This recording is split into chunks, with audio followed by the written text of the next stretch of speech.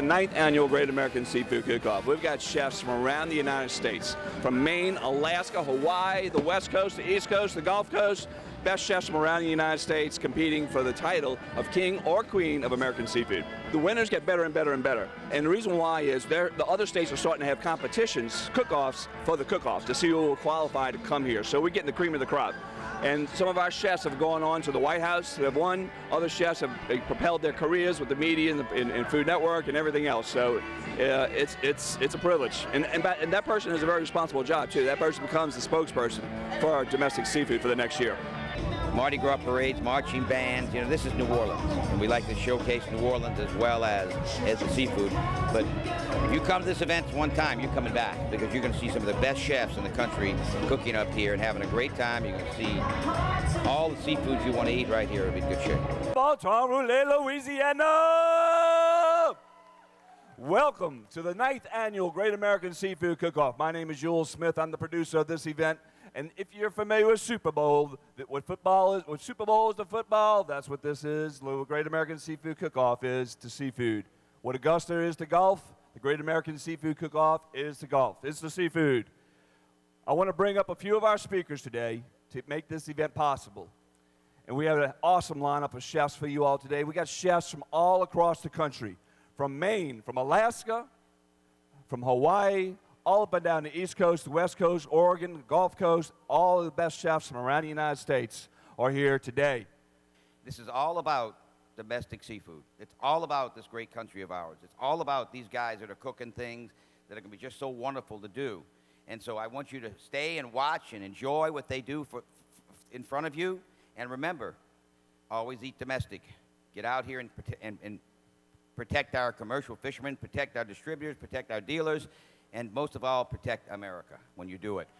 On behalf of the National Oceanic and Atmospheric Administration and the National Fishery Service, I want to welcome you all here. This is, as Harlan said, this is a great event to highlight and showcase sustainable domestic caught product caught by U.S. fishermen in U.S. waters, cooked by U.S. chefs. I look very much forward to sampling their great fare, and I wish you all of luck. And thank you for coming.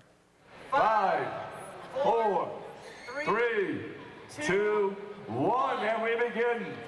All right, Corey, who do we have going first? Today we're preparing a trio dish, which is a three type of seafood from Hawaii, big eye tuna, opa, and shrimp. And we call it a kanikapila dish, which is a kanikapila is a type of music we play in Hawaii, which is a trio of three musicians. So it's kind of a music and music and fish. And fish together, yeah. What was your inspiration other than just this for the dish when you were thinking about it? Well, the inspiration was mainly to showcase Hawaii seafood. So we're known for our big eye tuna, which is a nice fatty tuna, very expensive, it's been sent all over the world to Japan, the mainland and everywhere. And we want to show beautiful fish like that. Opa is a different fish, but nobody used to in the mainland. It's really good tasting. And a little peek to New Orleans is to bring our own shrimp. Yeah, well, tell us a little bit about other seafood that's available in Hawaii that's real popular. The seafood will be shrimp, and we have a lot of like opihi, which is a little clam we pick up on the rocks, and we have ogo, which is like some kind of seaweed, and mai, and ono, which is like popular fish in Hawaii. Do you have any tips for cooking seafood for like the chef at home who might be hesitant? Tell us a little bit about your tips. Well, the number one tip is never overcook your fish. Fish, you can eat pretty much all the fish raw, so there's nothing wrong with that. But never overcook it. Always keep it pink on the inside. Light seasoning. Use white pepper, not black pepper. Never use cheese, please, with fish. And just keep it simple. And always be light on the cooking and not overcooking. Yeah. And it'll taste great. Always, yeah. I'm doing a hybrid striped bass, just pan-seared with smoked tomato and shrimp vinaigrette, and then some watermelon. What was your inspiration for this dish? Something light, because it's been so hot lately up in Kentucky. It's been awful, so just do something nice and light and easy, and that's what we came up with. So. What other kinds of fish are available in your state? Paddlefish, catfish. I think we do farm-raised tilapia, and then the striped bass and the prawns. Do you have any tips for the at-home chef on how to cook fish that'll make it really great? Just pan-seared. I like a little salt and pepper on it, nice and easy. Just turns out good. You don't have to do too much, no fuss with it. So. We're going to showcase shrimp 3 ways from the great state of Texas, brown shrimp specifically, and the big shrimp. And we're going to take the approach like most chefs are doing, like with pig and goat, from head to tail. We're going to do head to tail on the shrimp. So we're going to use every part of the shrimp 3 different ways. So we'll do a trio. We're going to do one that's pickled with a great green tomato jam. And we'll pickle the head and we'll grill the head.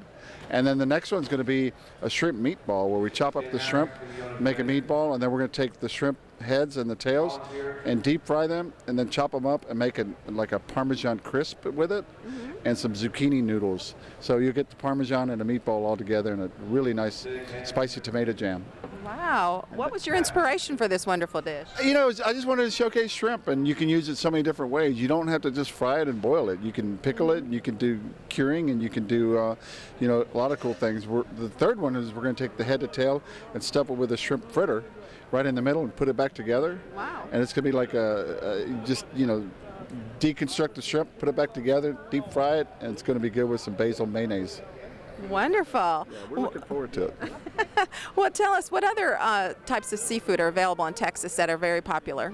Well, a lot like the coastal borders of the Gulf of Mexico. You get a bunch of oysters and snapper and drum and redfish and great crab. You can't beat the crab out of the Gulf of Mexico.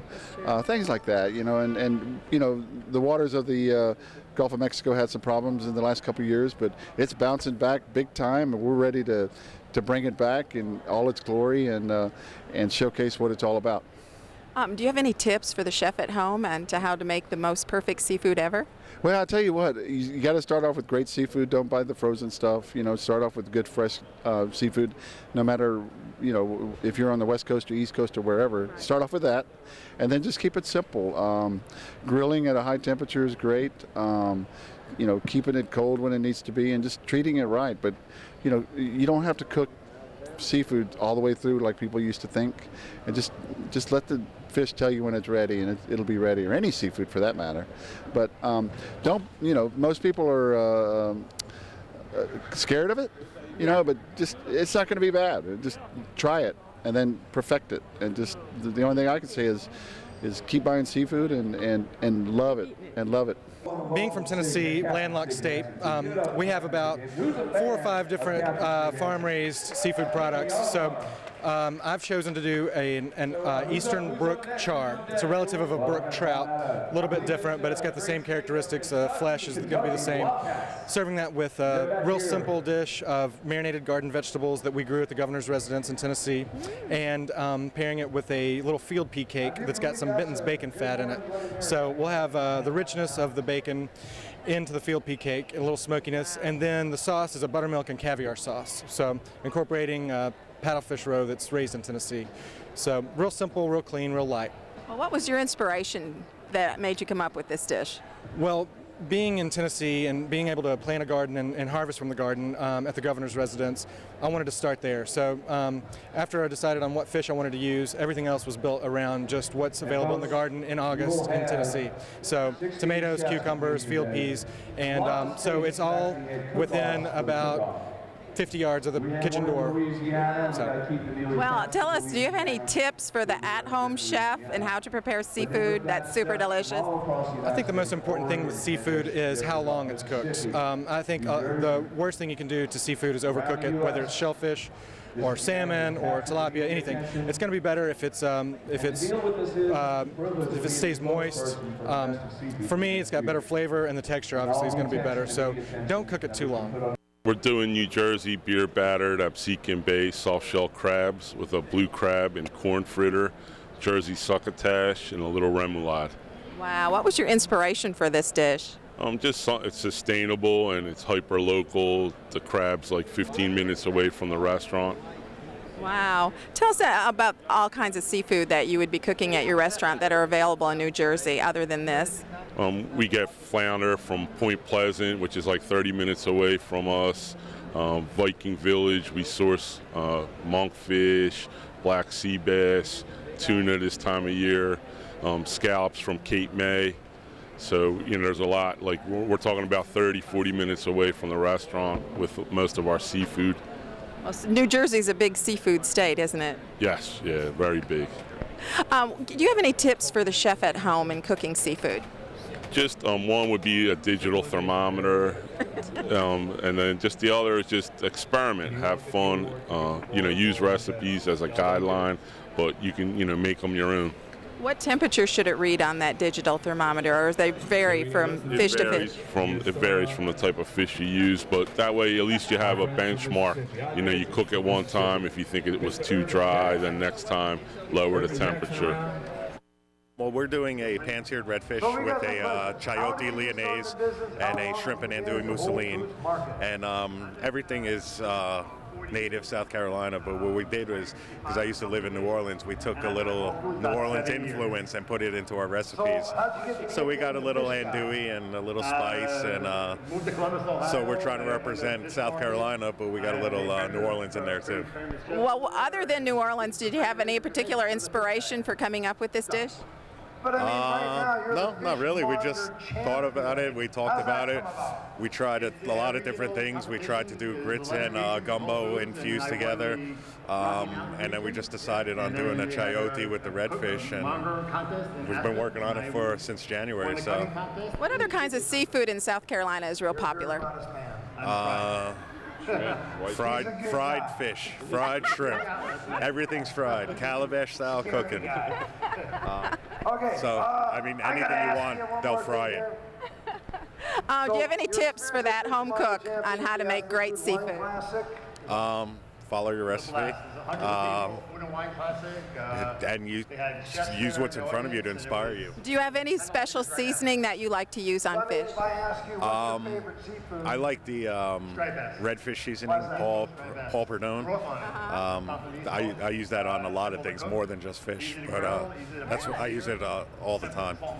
My name's Chris Hastings. I'm from the Hot and Hot Fish Club in Birmingham, Alabama, representing the great state of Alabama. And our dish will be an Alabama bouillabaisse. We take the idea of the traditional French bouillabaisse, but give it our Alabama spin with all of our locally grown vegetables and, of course, all of the great seafood from Bayou Labatry, Bon Secours, Mobile Bay. In this case, it'll be soft-shelled crabs, oysters, head-on shrimp, grouper, snapper jowls, and soft-shell crab. And it'll all be in a broth that has fennel and orange and garlic and tomato and saffron. So it's this beautiful, light, delicious broth. And then we'll top that with, we'll finish it with some herbs and olive oil, but we'll top it with a rouille crouton. Rouille is the traditional garnish for bouillabaisse, and in this case it'll be on a crouton. Traditionally the French would put a bowl of rouille on the table, the croutons on the table, and then you would lather the crouton and sop up the broth in the bouillabaisse and eat the crouton, and it's like magic. It's awesome. And that's the idea with our dish. So you'll have crunch and a little bit of spice from the rouille, and it's a pretty amazing dish actually. I feel certain we're going to win. It sounds wonderful. So tell us, what was the inspiration behind this great dish you just described? Well, the inspiration for this dish came from my childhood, actually. I grew up in North Carolina, but spent the summers on Pawleys Island, South Carolina, and I was the creek boy for the family. So I would go out and I would dig clams and chip oysters and seine shrimp and gig flounder and do all of the usual creek boy stuff, get the crabs. And so all this seafood I was kind of responsible for, which was a great joy for me to bring it home for the family so we could have a great seafood meal a couple times a week. So it was awesome for me having that, family experience and eating those things, was very powerful for me as a young person to have that experience, to catch it seasonally, eat it with the corn and the field peas and all the things from the roadside stands we'd pick up on our way down to the beach, great tomatoes and things. And so I took that idea. Had been to France and eaten the bouillabaisse, and of course fell in love with it. And I said, well, I want to turn this bouillabaisse thing on its ear in my form of cooking, the way I like to think about cooking. And so we take all Alabama products and we create a similar profile, but yet very different. It's lighter than the traditional bouillabaisse you would find in France, and is just it's just a delight. My name's David Gadeski. I'm from the state of North Carolina, and today we brought in a little bit of fresh grouper that was just brought in the other day to us. We tried to focus on a lot of North Carolina ingredients. I work for the Executive Mansion, which is the governor's mansion in North Carolina. And so all of the produce that we brought in was actually grown on site, on property. We brought in some of the freshest grouper we can find. We're going to make a little crab and arugula salad that goes with that. And also we're going to use a little bit of stone ground grits and a little shrimp. And we're going to build up a nice little plate with some heirloom tomatoes to finish everything off. We also brought a little secret ingredient of moonshine. It's going to set us apart a little bit, I think. And is that legal, the moonshine? It's absolutely legal, absolutely. So we're going to have some fun today. Was that the inspiration for your dish? We had a lot of inspiration. It took us a lot of time to sit down and plan this out, actually, and it's been nothing but a good time so far. I'm making a seared white king salmon with 2 cakes. It's a yellow corn grits, serrano chili, and thyme, and also a Alaskan turnip and pea shoot cake with pecorino romano and toasted cumin. What was your inspiration for this dish, since it sounds very complicated? You know, it's a geometric presentation. It's a little bit of a tower, and also it's 3 different components that come together that have, when it's all said and done, similar texture. It's forkable. You can slice from the top of it to the bottom with one motion. You don't need a knife. It's delicate, but it's bold and flavorful. Ooh. Tell us, what other kind of seafood is available in your state other than what you're cooking here today? Many kinds, but highlights would be wonderful scallops, king crab, black cod, halibut. Big fan of halibut cheeks, actually, myself. I think that the halibut itself is a very light, delicate fish, but the cheeks have this nice little rope-like texture. Do you have any tips for the chef at home in cooking seafood? Get the freshest seafood that you can find and cook it perfectly. Cook it just to the point of being delicately done without being dried out or overdone. Today we're preparing Maine lobster in a sweet potato and Fuji apple bisque with sugar kelp. Just want to, it's all about the lobster. Just want to cook it simply but elegantly. What was your inspiration for this dish? What made you come up with it? The inspiration for this dish, it was all about the simplicity. The marriage of the flavors, it just all worked together. The maple, the sweet potato, really complements the lobster, and poaching lobster is probably the best way to cook it. What else is available in Maine for seafood options other than lobster? For sustainable seafood options, we have oysters, salmon, mussels, sugar kelp, and I hope I'm not forgetting anybody. Actually, I'm from Jamaica. Wow. You know, born and raised in Montego Bay, Jamaica. Moved from Jamaica to Mississippi. And I used to work in Sandoz Royal in Jamaica. That's where I started off cooking. You know, inspired by Chef Robert Simpson. He's a chef in Chicago right now, works as a Crown Plaza chef. Now I'm the executive chef for the Palace Casino, and I'm going to be represent the Palace Casino also. Wonderful. Well, tell us a little bit about this dish you're preparing today. Oh, the dish what I'm going to preparing today is something, you know, I want every kids out there to be able to can make it, you know what I mean? So it's going to be so simple and easy. It's going to be calling a coconut panko crusted red snapper infused with a beurre blanc crab sauce. Wow, what was the inspiration for this dish? How'd you come up with it? Inspiration? Oh, you know, I've been entering in the Great American Seafood for the past 3 years now, you know, and every time I try something, I like to take it from my head and just put it out there. Just simple, you know. Just come up with something, and I just put it together at home, then I bring it to the work.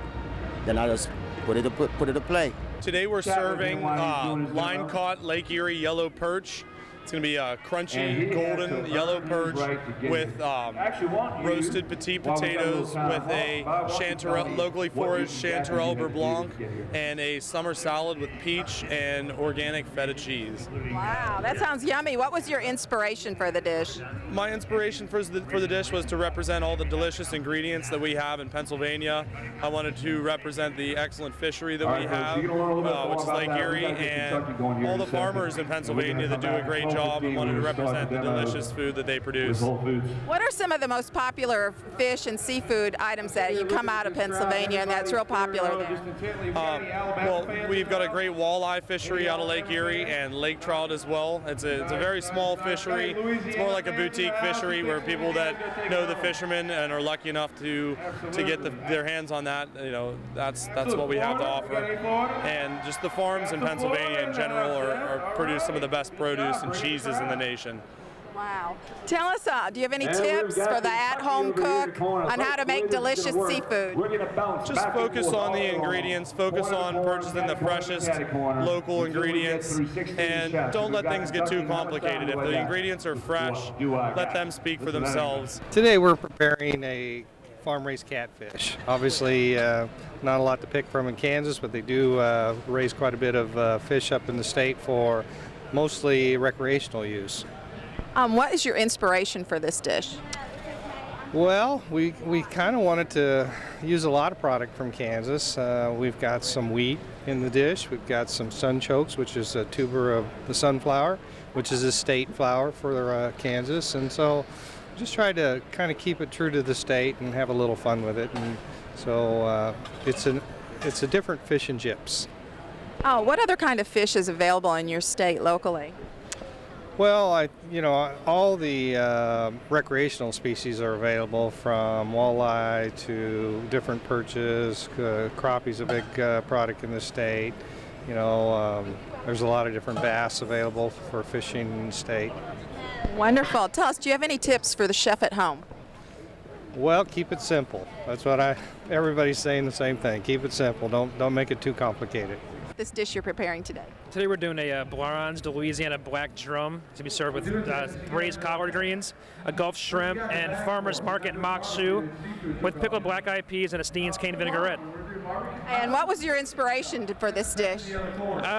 Just keeping it simple. We do all these dishes separately, but we combine them on this one dish. I think it's going to be a nice, complete dish.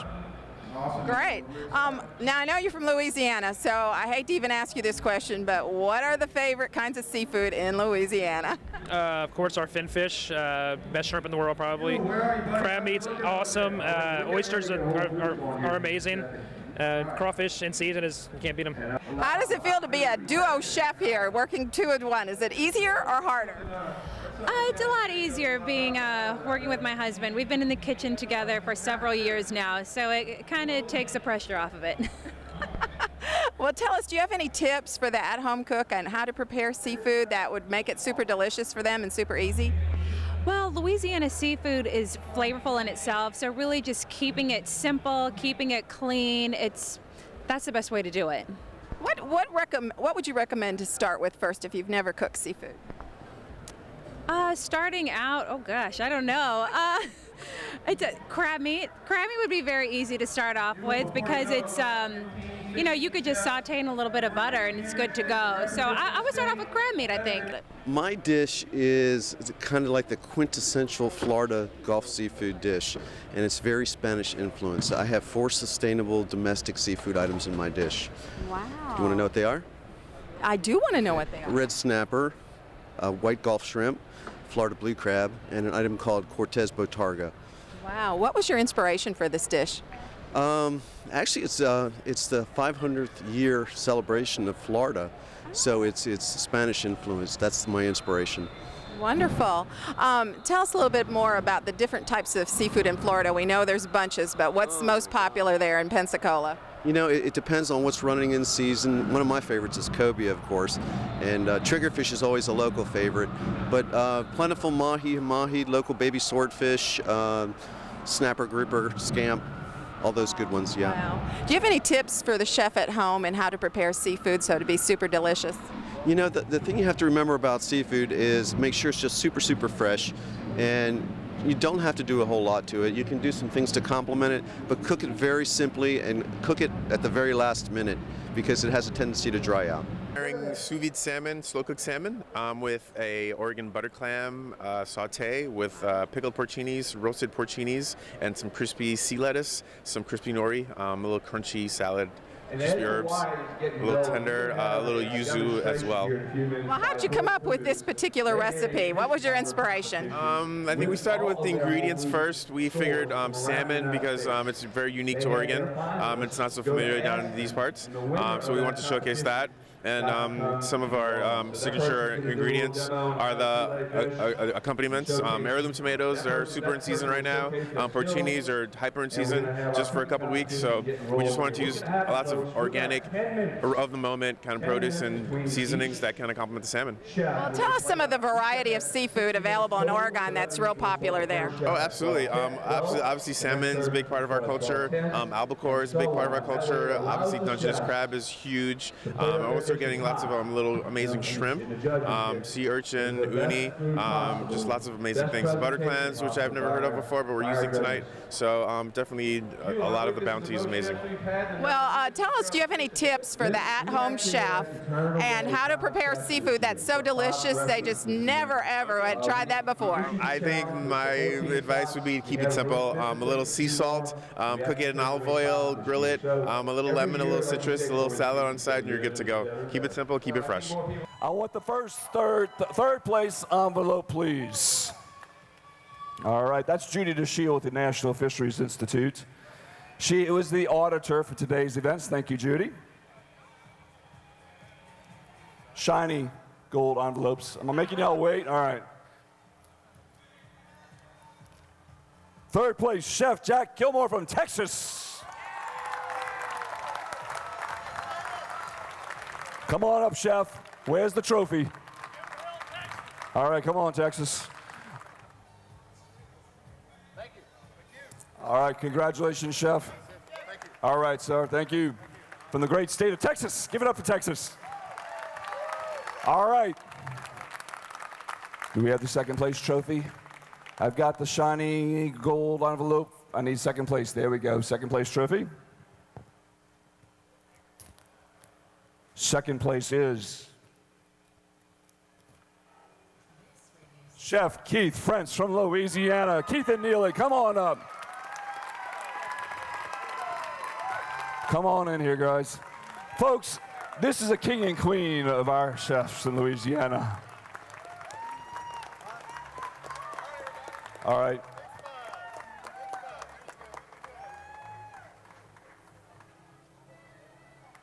We got the crown, and Jim Smith's going to crown the winner. Are y'all ready? Yeah, all right, there we go. Number one, the king or queen of American seafood is Chef Gregory Gourdet from Oregon Seafood Cook-Off. First place. Woo! All right, Chef, come on up here in the middle. Come here in the middle. Hand him the. All right. Let's take a picture, and then we're gonna take a picture with the trophy.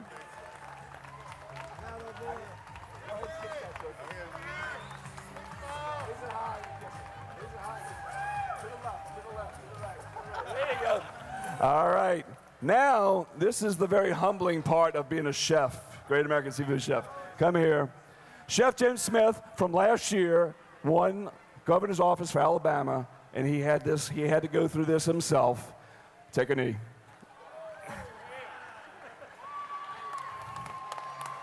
There you go. The king of American seafood, folks. Congratulations, Chef. Folks, that concludes the 9th annual Great American Seafood Cook-Off. Next year is year 10. It's the winner of the Great American Seafood Cook-Off. How do you feel? I'm enthusiastic. I'm relieved. It's been an amazing experience. It's been a little crazy traveling from so far away, but everything worked out. Everyone here has been helping out and been helping us put the finished pieces together, and we killed it today. We knocked it out the park. Our dish worked out, and we were really happy with everything. So What did you think of today's event? First I thought it was an amazing production. Marching bands, dancers, great fish. All the vendors were amazing as well. But just really awesome, really organized. A bunch of great men and women from different states in the country just cooking amazing, sustainable, amazing seafood, things that I love. So it's been a really fun experience working with everybody, working with Sam, my sushi chef. We're a really good team together, and we didn't forget anything on our dish, and it was delicious and beautiful, and they liked it. So. And to top it all off, you won. And we won. How does the crown feel? It feels a little awkward, but it's good. It's good. Well, it stayed on. It's better than somebody. This is a big thing too. So the crown fits and all's good. Absolutely. We're just really happy to be in Louisiana. Everyone's been great down here.